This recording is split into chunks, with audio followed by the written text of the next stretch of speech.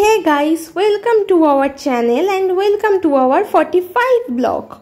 আজকের ভিডিওটা দিদি আর অনিদার ফার্স্ট জামাই ষষ্ঠীকে কেন্দ্র করে। হ্যাঁ জানি জামাই ষষ্ঠী অনেকদিন আগেই কেটে গেছে, কিন্তু ব্লগটা দিতে অনেকটাই লেট হয়ে গেল। কিন্তু আমি দেরিতে জামাই ষষ্ঠীর ব্লগটা আপলোড করাতে অনেকের ভালোই লাগবে, কারণ জামাই ষষ্ঠীর সময় তো সবাই জামাই ষষ্ঠীর ব্লগ দেখে দেখে টায়ার্ড হয়ে গেছিল নিশ্চয়ই। আমি তো অন্তত ভীষণই টায়ার্ড হয়ে গেছিলাম। শুধু জামাই ষষ্ঠীর সময় না, যেই টাইমে যেই অকেশনটা পড়ে সেই টাইমের এতই ভিডিও সোশ্যাল মিডিয়ায় দেখতে পাওয়া যায় যে সেই টাইমে আর সেই জিনিসটা দেখতে ইচ্ছাই করে না। তাই খানিকটা ইচ্ছা করেই বলা যায় জামাই ষষ্ঠীর ভিডিওটা আমি এতটা লেটে আপলোড করলাম। হ্যাঁ, তবে এটাও ঠিক যে আমি এতটাও লেটে আপলোড করতে চাইনি, আর হয়তো কিছুদিন আগেই করতাম, কিন্তু কিছু কারণবশত করে ওঠা হয়নি। সেই জন্য ভেবেও ছিলাম যে জামাই ষষ্ঠীর ভিডিও আর এত লেটে আপলোড করব না, কিন্তু দিদি আর অনিদার ফার্স্ট জামাই ষষ্ঠী বলে কথা, এই ভিডিওটা আপলোড তো করতেই হতো। ফার্স্ট টাইম আমাদের বাড়িতে জামাই ষষ্ঠী সেলিব্রেট হচ্ছে বলে কথা, সেই ভিডিও না করলে কি হয়? ছোট থেকে আমরাই মা বাড়ি যেতাম জামাই ষষ্ঠীর দিন, এই ফার্স্টবার আমাদের বাড়িতে হচ্ছে। যেহেতু দিদি আর অনিদার এটা ফার্স্ট জামাই ষষ্ঠী, সেই জন্য আমরা অনেক দিন আগে থেকেই সব প্ল্যান প্রোগ্রাম করতে শুরু করে দিয়েছিলাম বাড়িতে, কি হবে না হবে।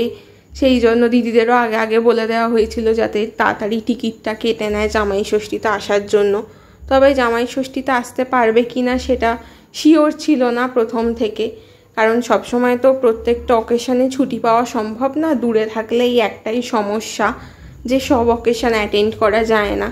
সেই জন্য আমরাও শিওর ছিলাম না যে আদেও ওরা আসতে পারবে কিনা, ছুটি ম্যানেজ করতে পারবে কিনা। এবার তোমরা দেখতেই পাচ্ছ এখানে 5 রকমের মিষ্টি দেয়া হয়েছিল। একটা মিষ্টিতে জামাই ষষ্ঠী বলেও লেখা ছিল। এছাড়াও লুচি, আলুর তরকারি, রাবড়ি, ফলারে মনে হয় মুরকি, খই, দই এইসব দেয়া হয়েছিল। এছাড়াও বিভিন্ন ফল ছিল। ফলের মধ্যে ছিল আম, তরমুজ, আপেল, আনারস, কালো জাম, আমাদের গাছের কাঁঠাল, লিচু। তোমরা ফার্স্টেই দেখতে পেয়েছো অনিদা দড়িতে বেঁধে একটা বিশাল বড় মাছ নিয়ে এসছিল হাতে করে ঝুলিয়ে। তো সেই জিনিসটা আমরা জানতামই না যে অনিদা এরকম কিছু করতে চলেছে। তো খুবই ইউনিক লেগেছে আমার কনসেপ্টটা, আইডিয়াটা। এরকম আমি টিভিতে দেখেছি এর আগে, কিন্তু সামনাসামনি আমি এর আগে কখনোই কাউকে দেখিনি জামাই ষষ্ঠীতে এইরকম নিয়ে যাওয়ার ব্যাপারে। এই যে যেগুলো দেখা যাচ্ছে এগুলো সব অনিদাই এনেছে। দই, রাবড়ি, কোল্ড ড্রিঙ্কস, শসা, আম, লিচু। এছাড়াও অনিদা মুসম্বি লেবুও এনেছিল, কিন্তু সেটা কোথায় রেখেছে খুঁজে পাওয়া যাচ্ছিল না, সেই জন্য সেটার ক্লিপসটা নেওয়া হয়নি। এবার মা, মাসি আর বাপি মিলে যেই রান্নাগুলো করেছিল লাঞ্চের জন্য সেইগুলোর একটু ভিডিওটা নিয়ে নেওয়া হয়েছিল। এখানে সব কটা আইটেম নেই, কিন্তু হাতের সামনে যে কটা আইটেম ছিল সেই কটার ক্লিপস নিয়ে নেওয়া হয়েছিল। এখানে যা যা দেখা যাচ্ছে তার বেশিরভাগ রান্নাটা মাই করেছিল, আর মেজো মাসি আর বাপি মিলে মাকে হেল্প করেছিল। সেই দিন ইলিশ মাছের ভাপা ছাড়াও ইলিশ মাছের ঝালও রান্না হয়েছিল আমাদের বাড়িতে, কিন্তু অনিদাকেও ইলিশ মাছের ভাপাটাই দেয়া হয়েছিল। একই মাছ যেহেতু, তাই দুটো আইটেম আর দেওয়া হয়নি। তারপর এখানে আমাদের সব থেকে ফেভারিট খাবার মাটন বিরিয়ানির লেয়ারিংয়ের ভিডিও একটু ক্যাপচার করে নিয়েছিলাম, আর আমি ওয়েট করছিলাম কখন এই মাটন বিরিয়ানিটা আমার পেটে যাবে। পুরো ডেচকি ভরা ভালোবাসা। এই যে এবার ওরা দুজনে মিলে খেতে বসে গেছে। ফার্স্টেই আছে সাদা ভাত, পোলাও, স্যালাড, এখানে আছে ডাল, চুনো মাছের একটা তরকারি, কচু শাক, ডিম ভরা ইলিশ, ভাপা। এখানে আছে 5-7 রকমের ভাজা, চিংড়ি মাছ, তোপসে ফ্রাই, পাঁপড় ভাজা, পটল ভাজা, আলু ভাজা, পেঁয়াজি, পাট শাক ভাজা। এটা হলো মাটন কষা। এখানে আছে পাবদা মাছের ঝাল, চিংড়ি মাছের একটা টক, আলুর দম, গলদা চিংড়ির মালাইকারি আর মাটন বিরিয়ানি। গলদা চিংড়িগুলো যেহেতু আমরা কাঠি ইউজ করিনি, সেই জন্য ওটা গুটিয়ে গেছিলো, তাই খুব একটা বড় মনে হচ্ছিল না, কিন্তু আসলে সাইজটা অনেকটাই বড় ছিল। এবার তোমরা আশা করছি বুঝতেই পারছো গলদা চিংড়িটা কতটা বড় ছিল। সব খাবারের একটা ক্লোজ শট নেওয়া হয়েছিল। এবার দিদি আর অনিদা মিলে একটু ফটো সেশন, একটু ভিডিও করে নিচ্ছিল।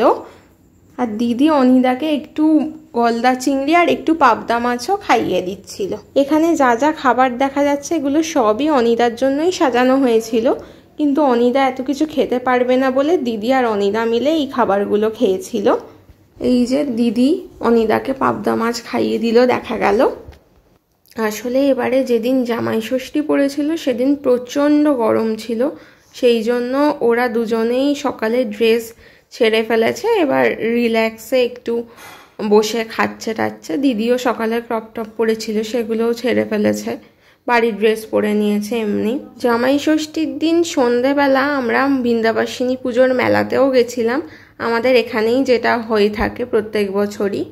তো মেলা তো আর আলাদা করে দেখানো তেমন কিছু নেই, যেরকম নর্মালি হয়ে থাকে সেরকমই, সেই জন্য বেশি ক্লিপসও নেওয়া হয়নি মেলায় গিয়ে। শুধু আমরা 4 জন মিলে গেছিলাম, সেটারই একটা ছোট্ট ভিডিও মতো তোলা হয়েছিল, সেটাই অ্যাড করে দিলাম। আর আমরা যখন জামাই ষষ্ঠীর মেলাতে গেছিলাম তখন একটু একটু বৃষ্টিও পড়ছিল, ফোন টোন ভিজে যাবে বলে ফোন বার করাও হয়নি আর আলাদা করে, তাই কোনো ক্লিপসও নেওয়া হয়নি। একটু আমাদের দাঁড়িয়েও পড়তে হয়েছিল কারণ আমরা ছাতা নিয়ে যাইনি। তবে হ্যাঁ, বৃন্দাবাসিনী পুজোর মেলা আমাদের এখানে অনেকটা বড় করেই হয়। আমার ভাই বোনকেও ইনভিটেশন করা হয়েছিল, সেই জন্য ওরাও এসেছিল আমাদের বাড়িতে, তাই ওদেরও একটু ক্লিপস নিয়ে নেওয়া হয়েছিল। বৃন্দাবাসিনী পুজোর মেলাতে আমি, দিদি, ভাই আর অনিদাই গেছিলাম, আমরা 4 জনে মিলে। আর হ্যাঁ, জামাই ষষ্ঠীর পর দিদিদের ফেরার দিনেরও একটু ক্লিপস নিয়ে নিয়েছিলাম এই ভিডিওতেই, কারণ ওদের হাওড়া থেকে ট্রেন ছিল আর আমরাও হাওড়ার এই নতুন মেট্রো স্টেশন যেটা জলের তলা দিয়ে শুরু হয়েছে সেইটায় কখনো যাইনি, সেই জন্য আমরা ঠিক করলাম একেবারে ওটা দিয়েই চলে যাব, তাহলে এই নতুন মেট্রো স্টেশনটাও দেখা হয়ে যাবে আর ওদেরও হাওড়াতে ছেড়ে আসা হয়ে যাবে। ওখানে তোমরা একটু আগে নিশ্চয়ই দেখতেই পেয়েছো ব্লু আর গ্রিন পায়ের ছাপ। ব্লু পায়ের ছাপটা ব্লু লাইনকে ইন্ডিকেট করছে, যেটা দক্ষিণেশ্বর থেকে কবি সুভাষ অবধি আছে। এই যে তোমরা দেখতেই পাচ্ছ মেট্রোটা যে যাচ্ছে জলের তলা দিয়ে, আমরাই ফার্স্ট যাব মেট্রোতে করে, সেই জন্য আমরা সবাই খুবই এক্সাইটেড ছিলাম। যখন মেট্রোটা জলের তলা দিয়ে পাস করে ওই জায়গাটায় একটা ব্লু আলো দেখতে পাওয়া যায়, তোমরা দেখতেই পাচ্ছ এখন ব্লু আলোটা দেখতে পাওয়া যাচ্ছে, মানে আমরা এখন জলের তলাতে আছি। পরবর্তী station Howrah. Thanks for watching, like share subscribe করতে ভুলো না।